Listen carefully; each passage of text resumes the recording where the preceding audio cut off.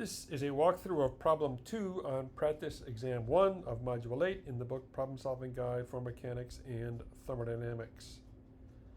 We have a 3 kilogram mass attached to a light, thin string wound around a cylinder that has a mass of 4 kilograms and a radius of 4 centimeters.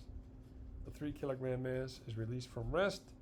The cylinder is on an axle and it turns without friction as the 3 kilogram mass falls. What is the speed of the 3 kilogram mass after it has fallen 40 centimeters? B, what is the angular speed of the cylinder after the mass falls 40 centimeters? Okay, we need a good diagram. There it is. Let's put some labels on it. There's 4 centimeters. That's the radius of the cylinder that's spinning.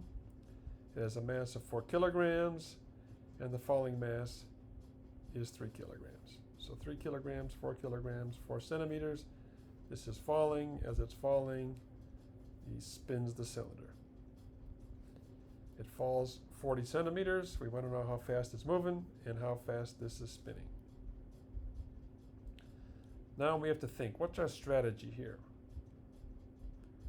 We can use conservation of energy or forces, torques, rotational kinematics. Acceleration is constant. Nothing's wrong with rotational kinematics. Let's use conservation of energy. Maybe you did it different, which is good. That's our initial situation. That's our picture. That's our starting picture. You have to take inventory of the total energy in this point, and then later when the 3 kilogram mass is down here and this guy is spinning. That's the final one. The initial energy in the system is only the gravitational potential of the 3 kilogram mass. Nothing is spinning or moving. This guy is up in the air. And we can calculate what that is. 3 kilograms, 10 newtons every kilogram, 0.4 meters, 12 joules. So there's always going to be 12 joules of energy in the system. We just have to find it. The final energy, when the mass is down here, is the translational kinetic of the 3 kilogram and the rotational kinetic of the 4 kilogram cylinder. This mass, all that is 3 kilograms, is moving the same speed. Here, only the outside is moving fast, the inside's not moving fast at all. So the final energy is the translational kinetic, 1/2 mv final squared of the 3 kilogram mass, and the rotational energy, 1/2 I omega squared of the cylinder. We know a lot of these. 1/2, 3 kilograms is the mass. We don't know the final speed.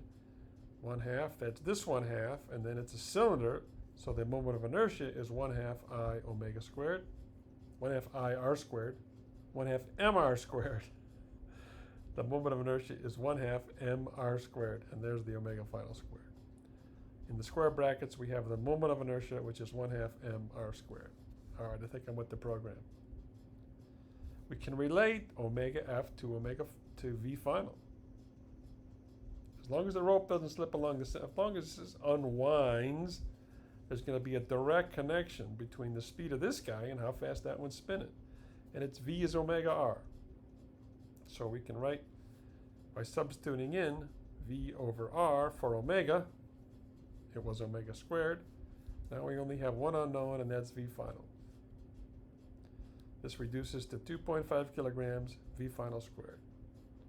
Collecting all that, collecting all that. Now I can I know that's 12 joules because that was the initial energy.